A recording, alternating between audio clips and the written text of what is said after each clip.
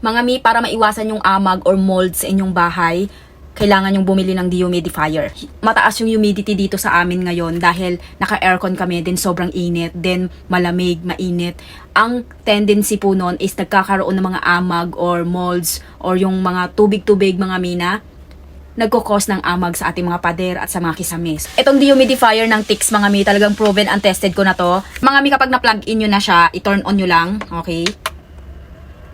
Ayan, and then, nag-start na po yan mga mi, umaandar na po yan. Ito naman yung hangin na nire-release niya. At ito naman po, may filter po yan mga mi. Ito naman yung hinihigop niya. Okay, then meron din siyang slip.